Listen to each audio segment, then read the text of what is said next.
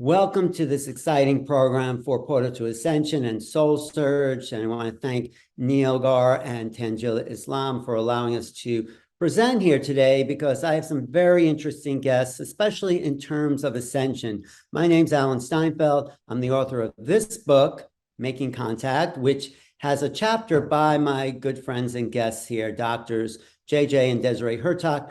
And today's theme is really about ascension, because there's nobody, I feel, in my experience, who knows more about the transformation of consciousness in the body than Dr. JJ Hurtak, based on his book, Keys of Enoch, and Desiree Hurtak, who's been with that book for, I would have to say, it's okay, 50 years. Is that okay, Desiree? Close to it, okay. They are students and I guess masters, in a sense, more than anyone else, about ascension. I have my own definitions, but JJ, how would you define ascension? Ascension, in the historic sense of most of the great philosophers and mystics, is the ability to leave one's present physical dimension and enter into another dimension through which superluminal or high energy events are recorded mentally and brought back to the common folk or the situation of life as on a day-to-day basis. But when people think about ascension, they think about where they're going to go. And I think the important thing is, we've been told that there's heaven, earth, or hell. And those are your choices, right? Three-story universe. That's about it. But in terms of Dr. Hurtak, who had a unique experience in 1973, he saw that there are many levels of ascension. And I think that's really, really important, so that everyone's just not trying to get to the same space. And if they don't make it, they're out. So there's, different realities that they can go to. And that's why you're also called new realities. Right, exactly. But I have to ask the obvious question, because some people say ascension is just a one-time thing. And JJ did have an ascension experience, but yet he's still here in physical form. So what is it? Is it a one-time thing? Is it a progression? How would you talk about it, JJ? It's a multi-dimensional opening to your true self, the human being as a non-local, multi-dimensional being of life comes to the fore, and we recognize not only can we open one door of a portal of the mind, but we can open multiple portals. Right. And, his experience brought to this planet the book called The Book of Knowledge, The Keys of Enoch. And his connection was with Enoch. And it's somewhat similar, because Enoch was literally taken into the higher realms, saw different realities, also went through multiple stages of those realities, which I think is important to note, that he came back and wrote about. And then he was taken again by God. So this ability of ascension and descension, in fact, if you listen to the Bible, the ladder of Jacob, we always think is a ladder of ascension, but the very first thing that Jacob talks about is that the angels were seen descending as well. So it's interesting, the fact that there is this kind of going up, going down. When we talk descending and ascending. Right. And we also say it's a vortex energy or portal to ascension. I was examined by Dr. Andrei Puharich, who worked with U.S. military in the intelligence community, because in my return into the physical dimension, there was a residual light around my body. And some of you who have followed our research over the last several decades note that there were several events, post-ascension events, where there was superluminal energies around my body when I was singing or intoning ancient Hebrew Aramaic mantras, which I believe is the missing piece to the ascension process. There is a linguistic code system that is able to operate within gravitational waves, and through the energies of a higher physics of consciousness, one can, should we say, go beyond the normal laws of gravity and physical construction. And if you don't do it in the body, you can also do it in the mind. And I think that's also important. Dr. Hurtak, actually, his body was gone for 2 days, so he did it in the body. But many people can do different levels of ascension through the power of the mind. We read about the ancient Kabbalists also, who could leave their body and float and levitate and then come back into their physical body. Well, you hear about Tibetans developing the rainbow body, and you hear about the Toltecs burning from a fire within. It's a subject I've really studied. But what's happening now, and Deborah Giusti talks about this in her Ascension Tips, is that there's a wave. We're at a higher vibration just in physicality than we were maybe even 100 years ago. So talk about this wave ascension where collectively we can all raise this frequency together. Right. Well, I want to start also with Elizabeth Sotora, who's a mutual friend of all of us. And she sees it like a piano keyboard, like we're working on one frequency. All we have to do is shift our mind. And in some cases, go what we believe that Christ did, actually. He took matter and made it back into light. Just like scientists are looking at taking light and how does light make matter, he did. Matter became light. And these are all possibilities. We don't poo-poo any of this stuff. We think it's real. So you just need to change the frequencies. You do it a lot with the power of consciousness. The consciousness mind has to be able to be there first, has to be able to work on these other levels of ascension. And then you can change the frequency of the body if needed and when it's needed. To restate it, both mind as well as matter come out of consciousness.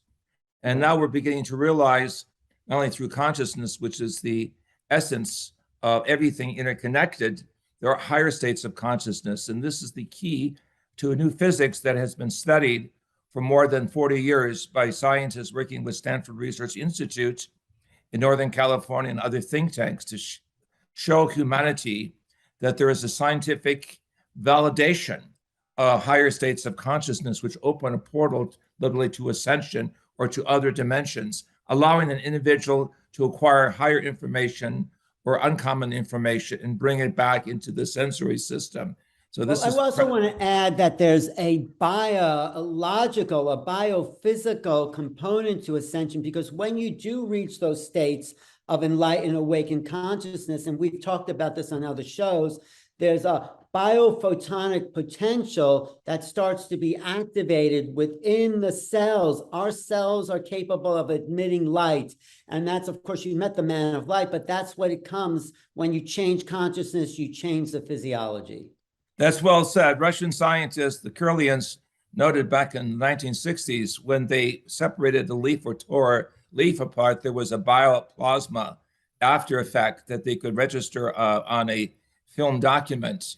This work was also carried on by my late colleague, Dr. Marcel Vogel of IBM, who recognized that there is a state we don't see, but we can measure under photoduplication, whereby there is an aura or there is a corona discharge that takes place not only on the leaf of a plant, but certain individuals in higher states of meditation can raise their consciousness and go into a luminous state. Right. And so what you were referring to as well, Alan, was Mauricio Panacea, who was a healer from Brazil.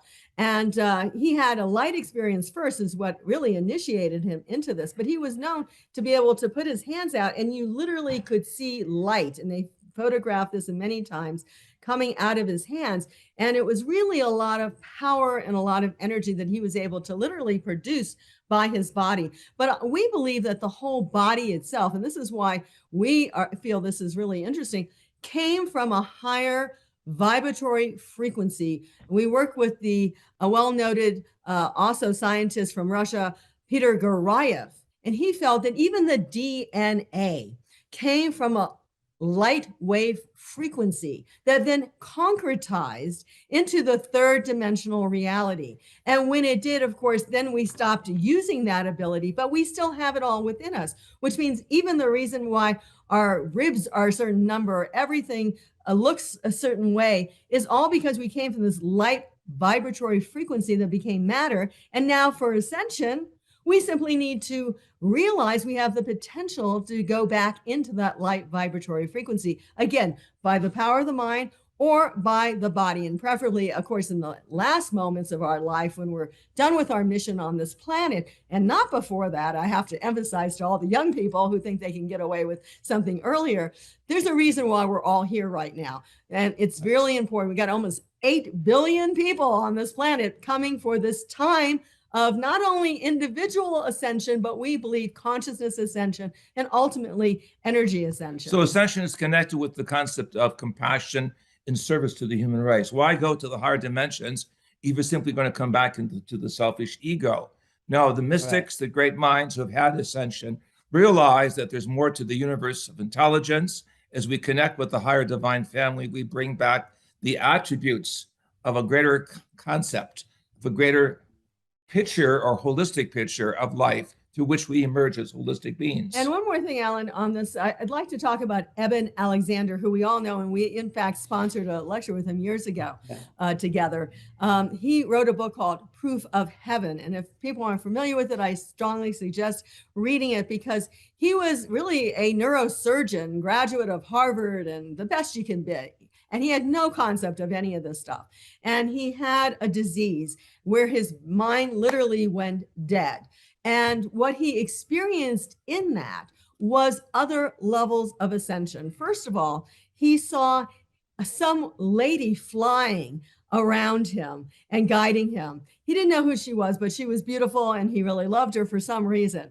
And then he went to this other planet and he saw spheres, literally what we would consider like Merkabahs or orbs, and they were sending down rays of energy. We believe that these are other realms he visited. And in that realm in particular, there were these energy orbs that were giving positive energy, positive solutions to the people living there. So he experienced different levels of seeing color phenomena. And the final level he went to, so he basically had 2 or 3 levels. You have to read his book. The final one was this one where there was literally a link and beauty of all consciousness brought together. So, right, you know, and he was having these experiences with no brain function. That was the miracle that he said, oh my God, how could I be experiencing if there's nothing going on? Which means that it's really the soul, it's really the non-local consciousness that is the essence of who we are. And one quote in that book, Proof of Heaven, I think he quotes Edgar Cayce, where Edgar Cayce says, the big issue is not how much does consciousness survive the death of the body, it's how much does that vast consciousness survive the life of the body. Because where you're in form, you've narrowed your consciousness, you don't have to a kind of limited sphere. And who we really are, like you're saying, is infinite. One more point I want to make is like, yeah, a lot of people say they just want to ascend and get out of here. Well, I have to say they're not going anywhere, you know, because they're coming back. Yeah. That's maybe right. A teacher, Ramtha, who says he's an ascended master, and maybe he is. He says everyone wants to ascend and no one wants to live. He says ascension comes from a life well lived. And we're here to do the best, to be our most optimum potential. And then, because we've done the good work, like you two, you've dedicated your life to service. This is what happens when you've seen that other side, JJ. And you came back and you said, I want to be a teacher. And you spread the word for what you've learned. And you've given, both of you, your life in service. That's a life well lived. And that's the prerequisite for ascension. Right. I just want to say a few other things. That girl that Eben saw, he did not recognize her. And when he came back, yeah, he could have thought, well, some of these things were just in his head, but he was adopted and he finally found his real parents. And there on their mantle was the picture of this girl. It happened to be his sister. He never had seen her in his entire life, but she was there to help him. You go to Daniel Brinkley, another near-death experiencer. He came back. The one thing what he was asked when he went to the other side, because he had died through lightning strikes and things like that, what did you do in this life? That was what they asked you. The first thing they asked him, what did you do? And you do have a life review, not only of yourself from your perspective, but what other people saw of you from their perspective. That's very important, because you think, oh, I'm on top of it. And, you know, I can do anything to this guy and who cares? But, you know, you see that from that other perspective. So as your book is entitled Making Contact, we must make contact with our higher consciousness first. And Desiree, in another book, Over Self-Awakening, have illustrated many of these contact stories, as you can see here by the beautiful illustrations of realizing that we must work with sacred geometry, higher vibratory acoustical physics, and an understanding of a spiritual dynamic, which is called in poetic language, the divine spark, in which we bring together the missing pieces of life and orchestrate this within a greater picture of human evolution, connected ultimately with the higher evolution of the spiritual teachers and masters. So this gets into our teaching, the Over Self-Awakening. And what this book is 72 levels of consciousness awakening. And in terms of, we'll say, incarnation and reincarnation, which we've been alluding to, we don't think that the soul is just here. And then when you die, for whatever reason, you know, you either go to sleep for 7 years and then you find a new body, blah, blah, blah. We don't agree with the reincarnation. We believe that there's a higher self that is connected with you, that's constantly trying to feed you information to help you to be in service for the reason you're here. And when you pass away, you go back into that overself, and that overself itself is evolving. And then it finds another place where you need to be, or it needs to be, for its own evolutionary soul growth. Right. And so it's a whole different right? reason.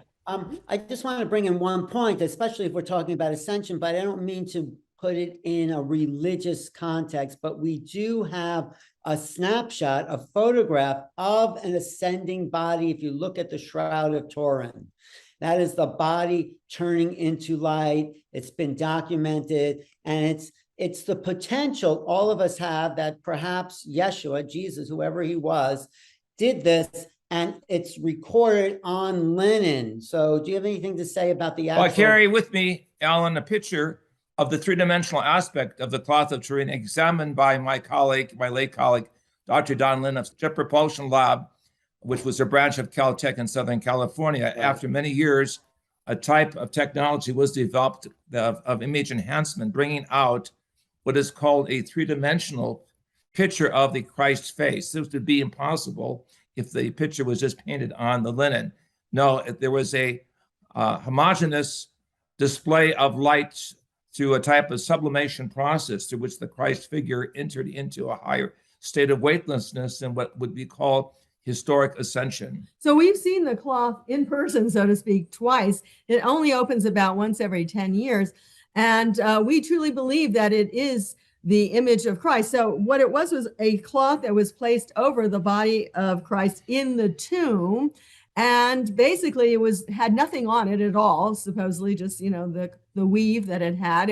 It was a flax cloth, not a cotton. This has caused some confusion to the scientists ultimately, but it was a flax. Well, it's linen. That's what people were buried in that time. They're still in religious. I think my father was covered in a linen cloth. It's traditional. Yeah. So yeah, it's a flaxseed linen. And basically then as that image changed from matter into light, and many scientists have said this really could only have been done through a type of almost like an X-ray experience where the body that was matter became the body that was light. And then it impressed upon the linen that image. And really it shows many, many things, like not that there was a nail through the we'll say the palm of the hand, but it was through the wrist. And then scientists have looked at this to say, yeah, you know, you couldn't have held up the body by the palm. It would just have gone right out. It had to be through the wrist, which is a bone that can hold. But it represents the potential we have. And I just want to say, in my belief, that he wasn't the Christ, he was a Christ, and the Christ consciousness is what all of us have potential of reaching. We are all potential Christs, and Yeshua, Jesus, was one that maybe achieved it through service, through higher consciousness. I think he was a human that became this divine being, but that's our destiny. All of us. And when we talk about the overself awakening, we actually say, in addition to our own overself, the overself ultimately becomes part of a Christed overself. So we actually become blessed Christed. So exactly what you're saying as well. Although we do say that Christ came from a higher reality into this incarnation, but we realize everyone has their own preferences on that. But nevertheless, it was very powerful. I'm holding up a cosmogram or cosmic picture of Christ, a figure known as Metatron and Melchizedek, from this book, The Overself Awakening, as I personally experienced them when I was taken into the higher dimensions. So my theology, my anthropology, my science was changed dramatically in realizing that there are higher masters that have transcended the historic state, but have kept, as it were, the aspect of the human vision, as well as the cosmic perspective of teaching that they represent. So let's also Right. talk about the masters that have ascended. In your book, Alan, as you're pointing out there of making contact, we talk about 3 forms of intelligence that, and this is just really a summation of forms. One is the extraterrestrial, which are Yes. also coming to this planet and perhaps taking some people with them on a short journey from time to time. The next is the extra celestials, which are beings like us that have incarnated on this planet, in our energy form. but have ascended to a certain state and are still growing and learning. But most of them have started on this planet or starting in this local universe, because we believe many spheres are inhabited by those who are also evolving in this local universe. And then we talk about the ultra terrestrials, and these are beings that did not originate from this planet, but that are coming still yet to this planet to help us to understand higher consciousness. Because as they come and as we are open to higher understanding, the wisdom and knowledge pours forth, because really there's no separation. If we understand that our mind can function beyond this 3rd/4th dimensional reality, all information is available to us, not just remote viewing on this planet, which has been proven, remote viewing to the stars that Ingo Swann has seen. He actually had, but a library of the universe.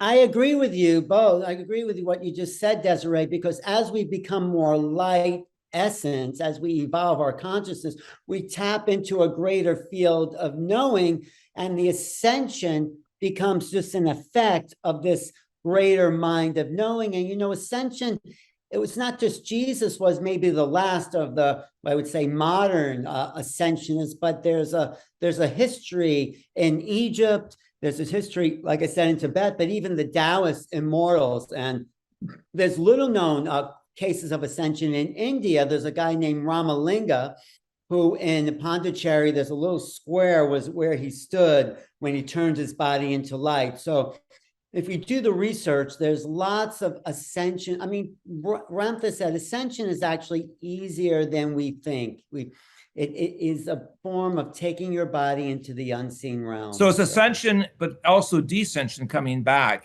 into human service. That's important. Ascension is the offertory for higher work of descension into new worlds, new universes, where one is a way short of light.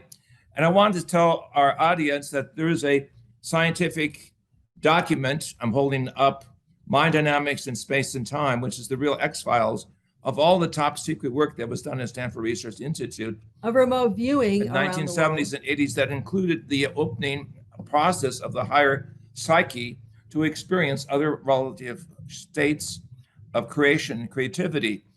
So for the scientific skeptics in the audience, please be aware that this book is the anthology of about the upper 2% of scientists themselves who were skeptical, who went into higher states of consciousness or non-locality. And again, for the Western tradition, the historical tradition, there was Enoch, but there was also Elijah.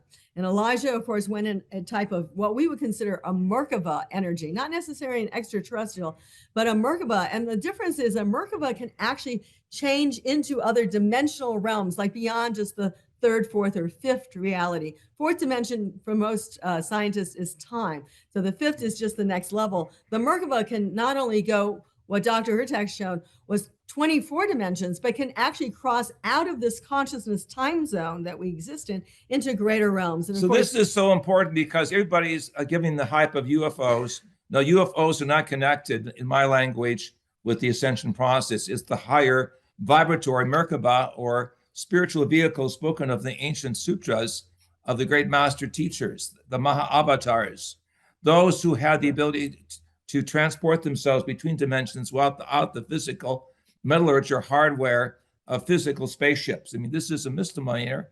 Unfortunately, they are tricking people into a physical context when we're talking about a paraphysical context. And that doesn't mean extraterrestrials can't give us some level of information, but when we talk about higher levels of ascension, we're talking about really going through greater consciousness awakenings that are far beyond what many of the extraterrestrials really are functioning very similarly to our level of intelligence. Maybe they have more information, but just to wrap up, let's talk about the wave, because it's not, we are all connected consciously. The great thing about your book, Mind Dynamics, shows the power of remote viewing, that we are non-local beings. That means we're also all connected. So what is happening now on the planet collectively? And like when we gather in places like Sedona, there's an increase in vibration. Talk about that a little bit. People are sharing a collective consciousness. People are sharing great artistic and scientific insights of the reality that there is a higher aspect of ourselves. We would call the overself reality, the higher self that's been completely ignored by psychology, by the physical reductionistic science. People are beginning to realize there's a consciousness and a physics that combines higher states with human states through which we emerge as new beings. Right, and you mentioned Sedona, and we believe that's one of the many portals to ascension that exist around the planet. But nevertheless, if you get yourself into a certain state of meditation and you ask for higher guidance, I mean, the Zen understanding of clearing your mind is one thing, and of course you should clear your mind from this, you know, what am I having for dinner scenario. But when you really understand and ask, mostly ask not just for yourself, but to ask for how you can help humanity. How can you fulfill your mission here on Earth? A whole transformation takes place, and you become your own portal to ascension. You can do it from anywhere on the world, but you have to be willing to help others, to help the planet, and to help even the plants and animals. Whatever your mission is, everyone has. So the bottom line is choose your friends who are interested in positive thinking, of raising their consciousness into a vehicle of consciousness service, because that's the key to opening the portal to ascension. Choose your friends who have unconditional love that associate with the higher vibratory, we will call it the transformational linguistics of being able to feed positive thoughts continually into all parts of the body through an acoustical or musical vibration to which we can maintain higher states no matter what the physical situation is. And finally, understand that there is a divine process of life that connects us to a higher family of the cosmic cultures, that we're all interconnected through the ability of having the divine image, what is called in the ancient Hebrew version of Genesis, the Beit Sameno Kinmutheno, the image and similitude. Feel the vibration to which we begin to associate post-human three-dimensional activity with the fifth dimension that we as a human race are currently beginning to enter into. And I want to say, if you want to know more about higher consciousness, the cosmology, please see our book, The Keys of Enoch, at keysofenoch.org. Yeah. It talks about the greater realms that Dr. Hurtak experienced. It talks about things past, present, and future for our planet. I also want to say, as we gather, join us in San Diego in April, when we gather at the actual Portal to Ascension live meeting, where we'll come together and discuss these topics in greater detail, but we'll also gather, because I think it's important to be there physically, because there's a vibrational field. I mean, online stuff, what we're doing today is great, but when we gather together, when two or more are gathered, we increase the field through our intention. It's great to be non-local, but it's also great to be local. And we'll be localizing there in San Diego in April. And All of join us. All of us, All Ellen. of The us. divine force loves us, and so do we. God loves us, and we spread this love in so many ways of going from the third dimension into the multi-dimensions of what the Christ called the house of many mansions. And don't wait for ascension. You can make it even happen today. Right. Ascension is waiting for you. So we're here, we're evolving, we're moving, and we're joined together with like minds to encourage this awakening that is right there. We're at the threshold of a new moment in time. And if you're watching this, you're part of it. Thanks so much for joining me, Alan Steinfeld, Doctors JJ and Desiree Hurtak. Get their book, Mind Dynamics, Oversoul Awakening, Keys of Enoch, Book of Knowledge, or is it Book of Knowledge, Keys of Enoch? And of course, my book, Making Contact. Thanks so much, Tangela, Neil, and everyone watching. We'll see you soon. And we're going through a planetary ascension, all of us together. Let's do it. Be there, and you are. Okay, bye. Thanks.